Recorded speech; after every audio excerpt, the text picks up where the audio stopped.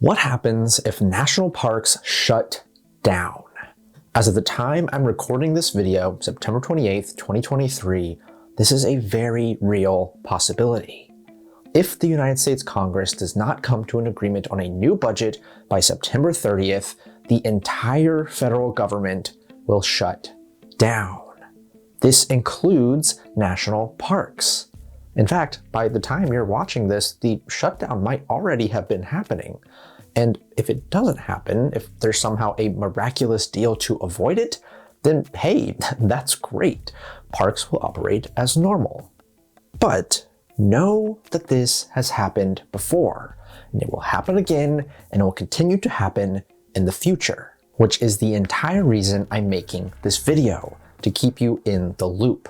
Government shutdowns are now a fact of life affecting national parks and you, the national park visitors. And regardless of whether or not this specific shutdown occurs, we can learn a lot about how shutdowns impact national parks in general by taking a look at past shutdowns and indeed making some predictions about future ones. So, in this video, I'm going to tell you how and why national park shutdowns occur, how they impact national parks, and what we can expect for national parks this time around, should another shutdown occur. All right, so let's talk about how all of this even comes about in the first place. Like, national park shutdowns do not occur in a vacuum. National parks don't just shut down by themselves. They are part of the larger shutdown of the entire US federal government, which is a thing that happens here. It's really cool and awesome. We're the wealthiest country in the world and we can't even keep our Anyway, this is really a congressional issue. Here in the United States, Congress controls the power of the purse. They control the money. This is a power delegated to them by the Constitution. So Congress gets to decide how the federal government spends its money. This is a process known as appropriation, where Congress appropriates, or basically just decides how much the government gets to spend. If they do not come to an agreement on this appropriations process, if they don't give the government any money to spend, the government shuts down. This has happened before and is probably going to happen again starting October 1st. And the shutdown, like the reason everything literally grinds to a halt, is because it is quite literally illegal for all of these federal agencies that are part of the federal government to spend money that Congress has not given them. See, there's this obscure law called the Anti-Deficiency Act, which really honestly only gets brought up when one of these like shutdown things is looming. This law says that, again, it is illegal for federal agencies to spend money when Congress has not given them any money to spend.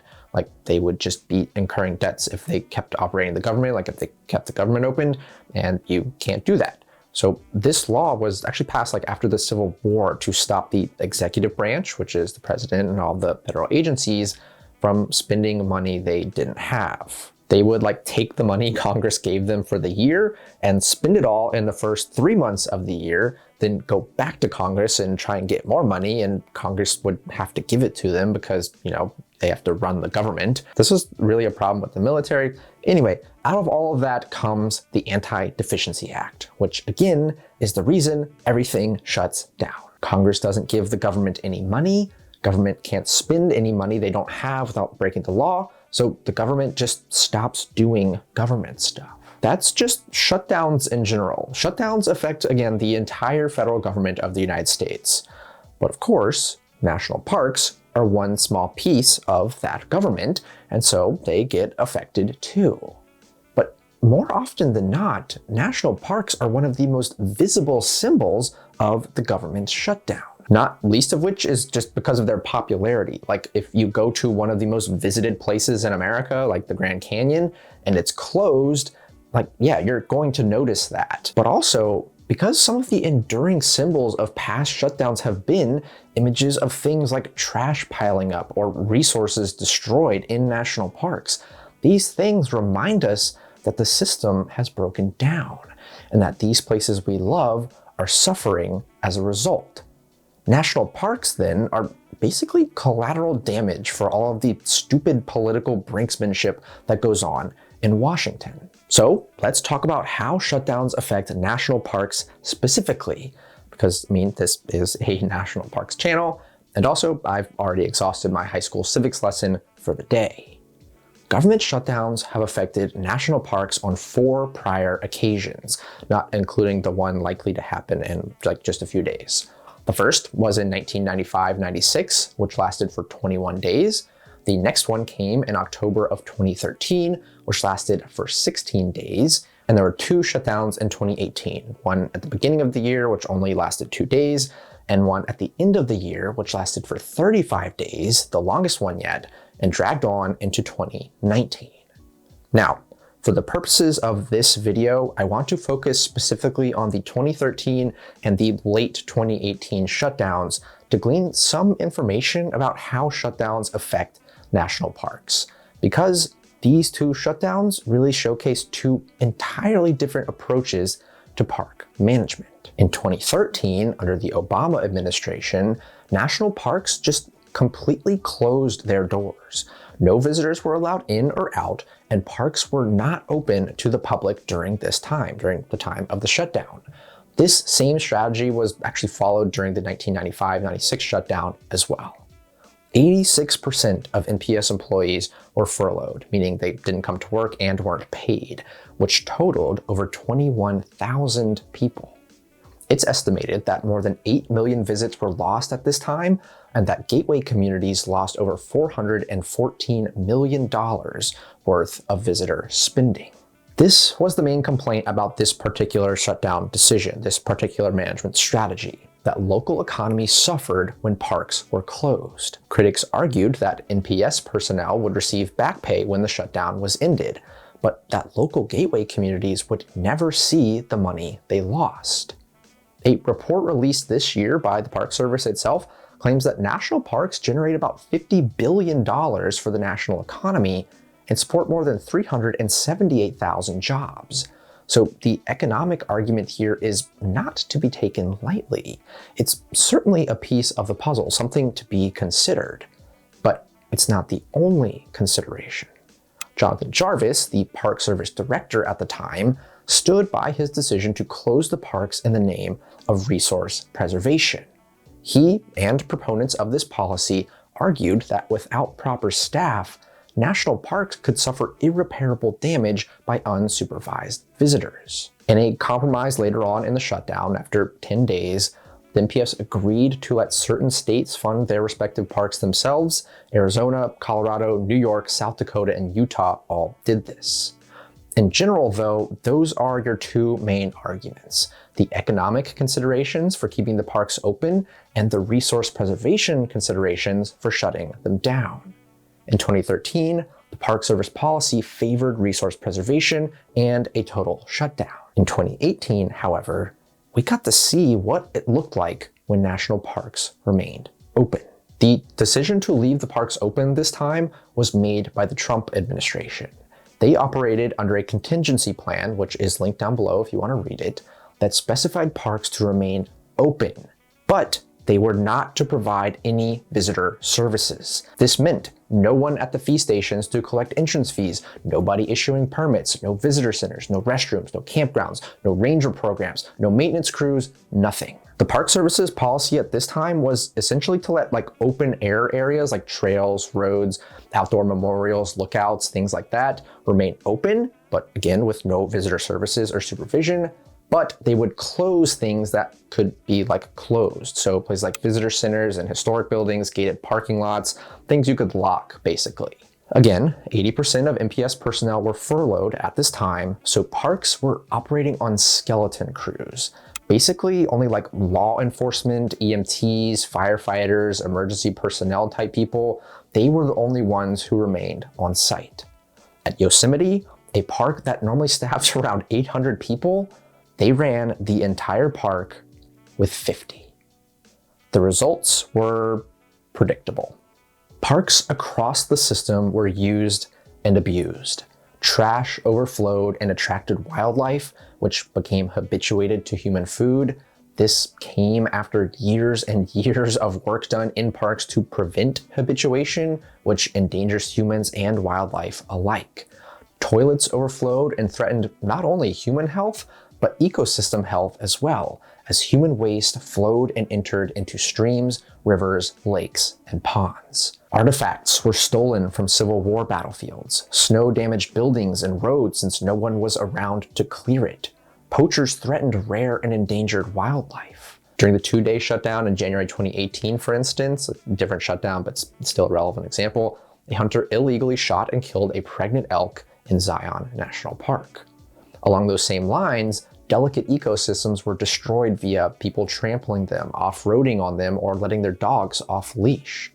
In Joshua Tree National Park, several Joshua trees were just chopped down, and fragile desert habitat was destroyed by off-road vehicle users. Another incident during the January 2018 2-day shutdown, a snowmobile tour operator brought his clients dangerously close to Old Faithful, threatening the fragile geothermal features of the area. Also, maintenance backlogs only grow during these shutdowns because no one is around to complete the maintenance. The Park Service already has a $22 billion maintenance backlog, and every day that these parks are shut down, that only continues to grow. Then there were also all of these unseen things that you just wouldn't think about that got disrupted. No scientific research, no environmental monitoring, no conducting environmental assessments. All vitally important and underappreciated, but shut down nonetheless. Also, many people died in national parks at this time, which isn't actually all that unusual. People die in national parks all the time. But you do wonder how many could have been prevented had these places been properly staffed and supervised. Essentially, this was Jonathan Jarvis's fear when he made the decision to shut down the parks in 2013.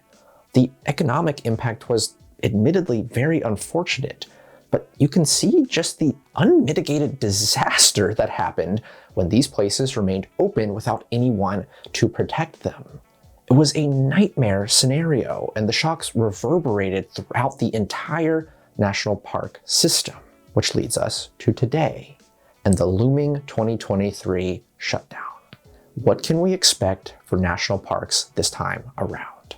All right, literally as I'm editing this, the National Park Service has just released its statement that they will be shutting down parks. So they are going to go with the 2013 route, a total shutdown. They're encouraging people not to visit.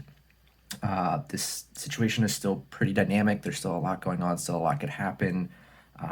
But it looks like right now the situation is that the parks will close and you will not be able to visit them. So this has changed slightly since when I first recorded and scripted this video. The information and the rest of the video will still be accurate and relevant because it's a pretty evergreen topic.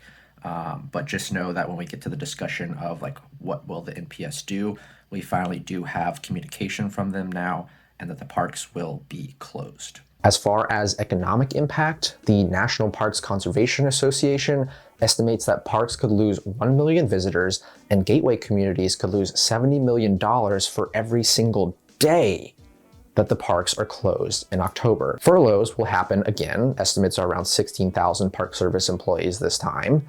And as far as visitation and what this means for your vacation plans, we really don't know. The Park Service hasn't said anything about its plans yet, at least not as of 2:19 p.m. on September 28th. Technically, they haven't updated their contingency plan from 2018, so it's entirely possible they operate under the open but severely understaffed skeleton crew model, the model that wreaked all that havoc across the park system back in 2018. But the Biden administration's conservation policies are probably a little more aligned with the Obama administration's policies. So it's also entirely possible we see a policy that resembles the 2013 total closure. Both Utah and Arizona, though, have said that they will use state funds to keep their respective parks open. Again, just like they did back in 1995 and 2013. No word yet on whether or not that offer will be accepted by the Park Service. So, here's my travel advice. And here's the part where I might catch a little flack. Regardless of whether or not parks remain open or shut down, I would consider making alternative arrangements. I know that's hard to hear. I get it. You save up and you want to go to a national park and maybe it's on your bucket list and you've finally got the time off and your family's all together. Finally, you're able to do this, and then everything gets turned upside down. It's hard.